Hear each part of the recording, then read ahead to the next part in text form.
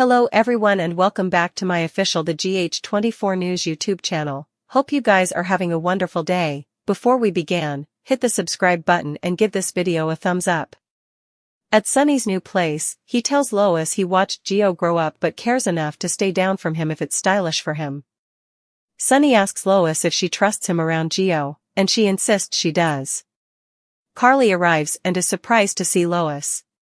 Carly explains she wanted to check out the new place and hopes she's not interposing. Sunny says they were just talking about Gio. Lois and Sunny fill Carly in on Tracy's response to Sunny setting up an educational trust fund for Gio. Lois heads out, and Carly notes this is some investment he's timber for Gio. Sunny says the Chirulos are his family and can't go Joe's education, so he's happy to do it. Still, Tracy refocused out that people get hurt because of him, and says just look at Michael. Carly says Michael is the other reason she stopped by. She reveals their son called her, and he's moving in the right direction. Sunny asks Carly to give him his love coming time they talk. Carly believes Michael will call him, and he loves him too. Lulu walks in the frontal door of the Quartermain manse and finds Brook Lynn talking to Dante. Dante asks Lulu if everything is okay. Brook Lynn is glad to see Lulu, and says Granny is on a gash and she's one of the many who can calm her down. Lulu says she's not doing Brook Lynn any favors after what she's done. Brook Lynn says, "Excuse me?" Dante again asks Lulu if she's okay. Lulu reflects on chancing out about the baby, and Carly's advice. Lulu says she just doesn't want to get involved with Brook Lynn's issues with Tracy. Brook Lynn storms out, and Dante asks Lulu what that was about.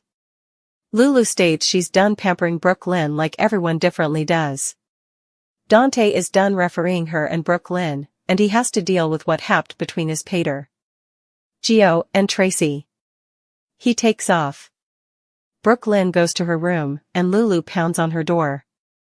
Lulu storms in and tells her to close the door as she doesn't want everyone in the house to hear this discussion.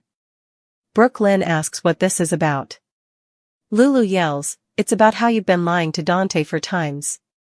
Brook Lynn tells Lulu she's done being nice to her for her granny's sake, so if she has commodity to say it. Lulu tells her, "You had Dante's baby and no way told him." Brook Lynn is stupefied. Dante drops by his father's new place and jokes if he'd a clerk come in to cleanse the place of the Cassadines. Dante wanted to come apologize for what Tracy said and say that what he's doing for Gio is generous.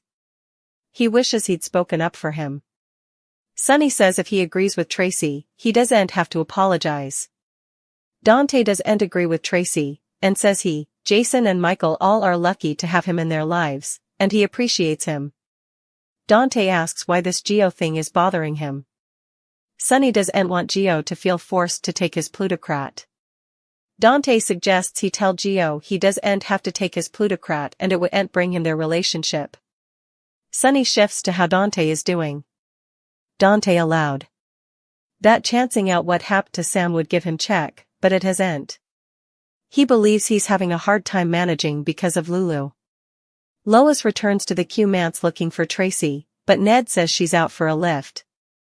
Lois says Tracy's gone too far and fills him in on Tracy snooping in Sunny's immolation Gio an educational trust fund. Ned believes that this time, his mama is right. Lois snaps that he's no way liked Sunny, but Ned suppositions his mama presumably wondered why she's letting Gio tie himself financially to Sunny. He knows she's pious to Sunny, but what if Gio wants to follow in Sunny's steps to repay his debt one day? Ned is also confused, as she generally has guardrails up when Sunny's plutocrat is concerned, so why is it different when Sunny's plutocrat involves Gio? In Brook Lynn's room, she wouldn't confirm or deny anything Lulu has said. Lulu says she saw Martin's lines, and knows she had a son and gave him up for relinquishment and no way told Dante. Brook Lynn cries, "I had a son?" Lulu says she'd nearly buy this emotional act if she hadn't seen Martin's notes. She accuses Brook Lynn of hiring Martin to find her boy and shows her the phone prints she took of his notes. Brook Lynn says he no way went to Martin. She explains she had a baby, she gave birth in San Francisco, and she didn't know if she had a girl or boy. She no way indeed held him. She tells Lulu she has no way looked for him and she no way talked to a council. Lulu says also her mama did, as Lois showed up at Martin's room. Brook Lynn asks how Lulu got this information. She snappily realizes Lulu broke into Martin's room and attained this word immorally. Brook Lynn says this has nothing to do with Lulu. Lulu says her son Rocco has a half family. She says Dante cares about her, and she believes Brook Lynn cares about him. How could she have his son and no way tell him? Brook Lynn reminds Lulu that she got pregnant in High Academy and made a choice, and people supported her. She made a different choice to give her child a better life, as she wasn't ready to be a mother. However, also her choice would have been taken down from her, if she told Dante. Brook Lynn tells her not to judge her for her choice. Lulu says she's not judging her for her choice, but her lies. However, she will. If Brook Lynn doesn't tell Dante now. At Windmere, Alexis asks Sidwell where he set up that dagger. He says it was in a press downward. She thinks it should be at the bottom of the harbor, which is where she threw it. Alexis explains Helena Cassadine possessed it, she was her mammy, and she used it to slit her mama's throat. Sidwell is stupefied and offers her a drink, but she says she's sober. He makes himself one and asks if she witnessed her mama's murder. He snappily apologizes and says his curiosity frequently gets the better of him. Alexis explains that Mikos was her father, her mama Kristen was his doxy, and yes, Helena boggled her mama right in front of her. Sidwell is sorry. She notes he doesn't feel like someone who's fluently shocked. He thinks she doesn't feel like the person who would partake this with a foreigner. She picks up the dagger and says it keeps reappearing like it's hanging her. She says holding it again is terrible and throws it down. Sidwell asks what she wants him to do with it. He says he can take it if she wants, as Helena left it to her. She tells him it came with the house, so it's his property now. Alexis sees herself out, and Sidwell picks the dagger up with a cloth so his prints don't get on it. Isaiah stops by Jordan's place. She was awaiting a food delivery and squeals as she's in a mask, has her hair up, and has a face mask on. He laughs that it's nice to see her for formerly not looking perfect. She cleans herself up, and he admits he ran into the delivery Joe bringing her lunch, and it's now each over the sidewalk.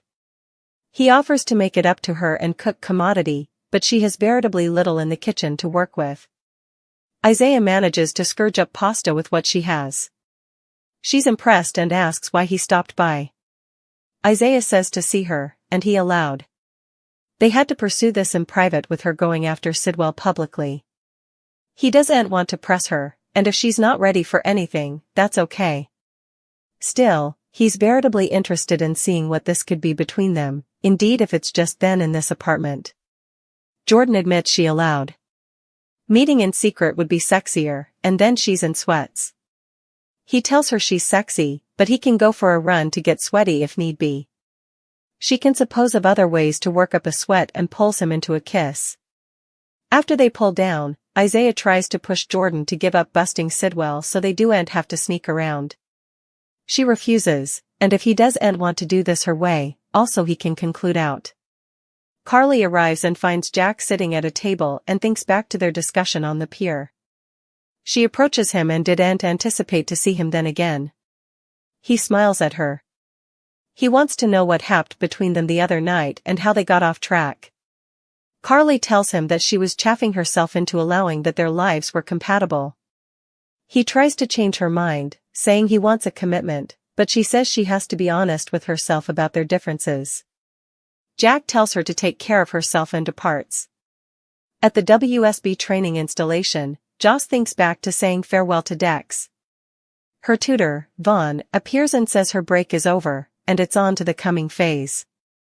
They work at dabs and punches, and Vaughn antagonizes her as she's been over for 48 hours. He's read her lines and knows she's a rich girl, so why this? Why is she then?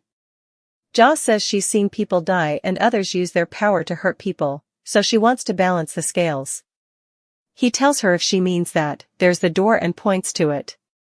Vaughn calls her an romanticist, and there's no room for that then. He says the WSB changes people, and there's no one further loose than a person who used to have ideals. She asks if he believes in anything. He calls himself realistic. She tells him that they aren't the same, and she can't give up what she believes in. He flips her and tells her, rule number 1, no way fight fair. He asks if she still thinks she has what it takes after cascading her alternate time. He tells her she needs to pull out all the stops to survive pull, scrape, suck. She kicks him in the nards, and he goes down. She says, commodity like that? He groans, yeah.